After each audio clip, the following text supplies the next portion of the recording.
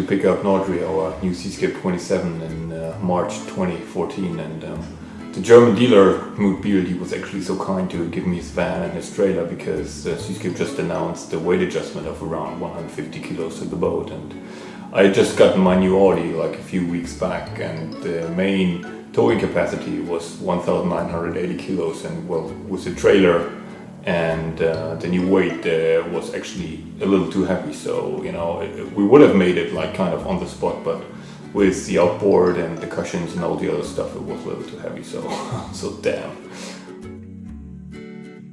The good thing about it is actually I could have waited till I got the aluminum trailer, and you know, I would have only gotten it at the end of the season, so I wouldn't have to worry where to store it over the summer and you know, where to put it.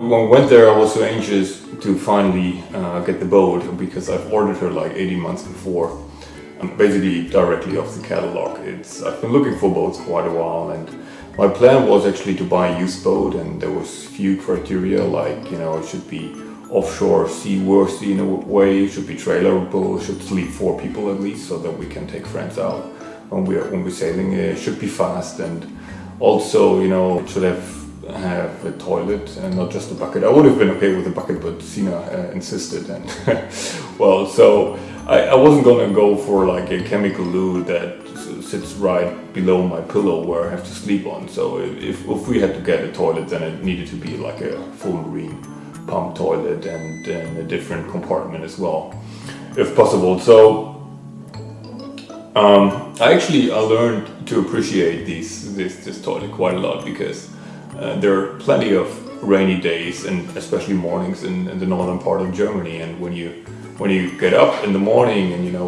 when I wake up and have to pee like an ox, I didn't really want to go out into the rain. So I was pretty much appreciative of this toilet on board, and I secretly thanked Zina for her persistence. Well, but coming back to the search, so while searching for the boat, I couldn't find any boat that fits the criteria that I mentioned. You know, when you look for trailerable and category C, so basically offshore capabilities, that's very little boats that were out there on the market at the time, and it limits it tremendously when you look for a boat that sleeps 4 people. With an option not having the chemical loo below the pillows is basically 0. So I was, you know, as they say, you don't find the boat, but the boat finds you. And I was reading the German Yacht magazine in 2012, I think it was September or something. And well, there was an article about the Seascape, and well, I just read the article, I saw the boat, and I knew, okay, that boat is it. You know, we kind of just fell in love, and we just seen it on the catalog.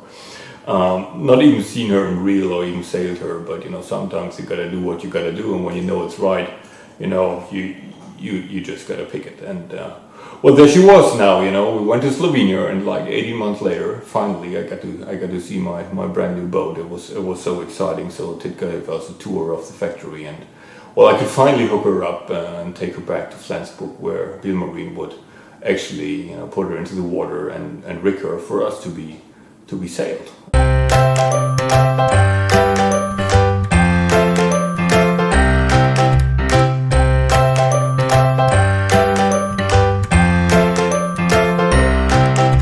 Our main voyage was actually a bit of a stretch. We sailed Northri from Flensburg to Neustadt, which is around 160 nautical miles.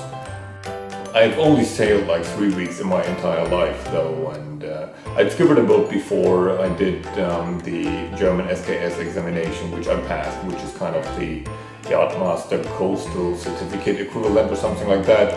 However, you know, very little experience we had at the time, and so a totally new boat. I didn't want to wreck or damage the boat on the first trip.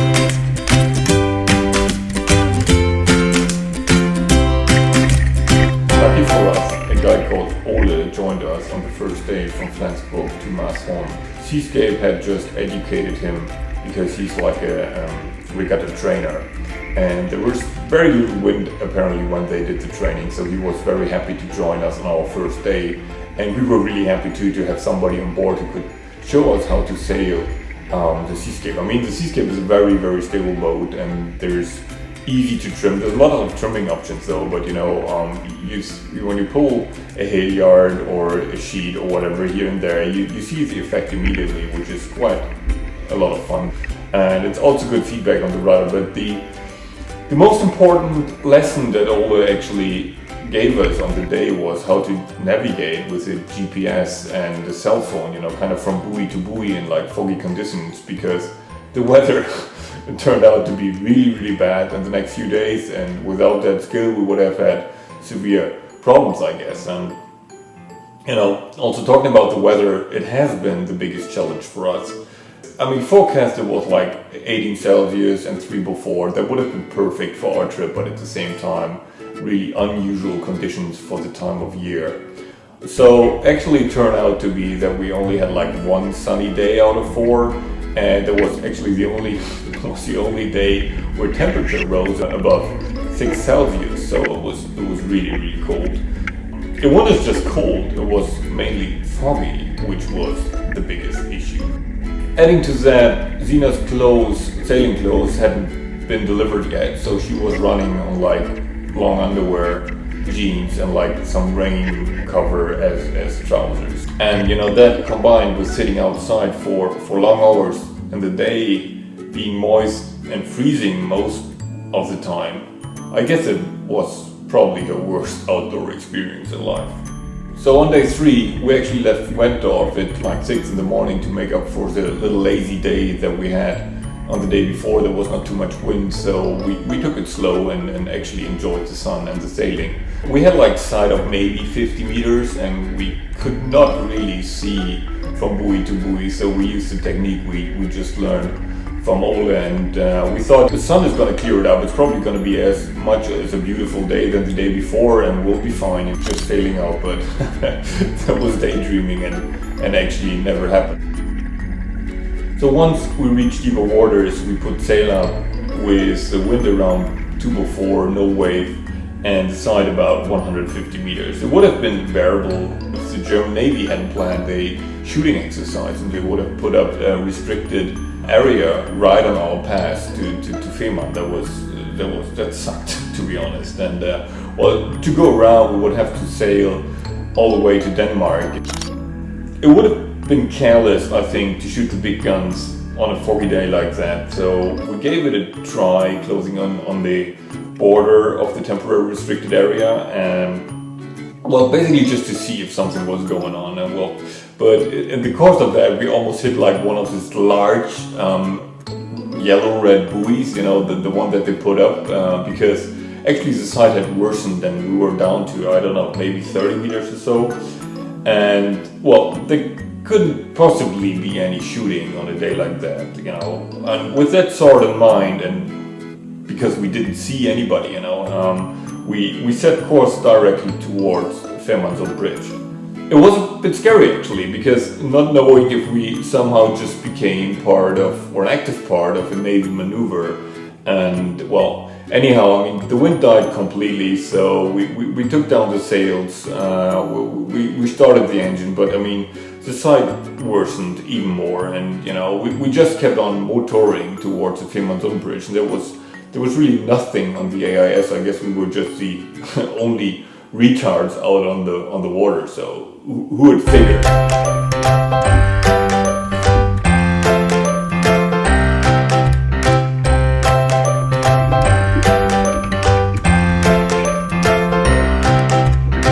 So at some point a horizontal black line appeared on the top of us, and well, we should be passing Fehmarnsund Bridge in a matter of 30 seconds. That's at least what our GPS told us. And well, that was strange as well, because you know, the Fehmarnsund Bridge is like this massive bridge that you usually see from way far, and you know, it just appeared, and we're like, at least we know we were there. And I guess, you know, with like traditional navigation, we would probably never have hit this narrow channel, but you know, with the GPS and the iPad, it was pretty simple. So, and after we passed the Fehmarnsund Bridge, we actually set course to our final destination for the day, which was in Norðri. But you know, the marina hadn't really opened yet, and when we got there, there was no electricity, there was no hot shower, and there was no food, and we were so bitterly cold, freezing all day, and that was just what we needed in the evening, you know, where we were in for a cold, moist night, and well, there was the third trip, and we only had one more step to go on day 4. So we continued to Neustadt, which was our home port. We sailed into a home port the first time, and they didn't have like these kind of dolphins where you throw your lines over when you start to take a boat onto the dock, but they had like this weird system which we couldn't make any sense out of it, and we were so tired and so cold that we actually needed the harbor master to tell us how to dock the boat. And once we finally went ashore in our home port, actually the first thing we did was taking a shower, and I think I took a very hot shower for at least 30 minutes. And well, I was dwelling on the question whether Sina would actually ever be going sailing with me again after that experience.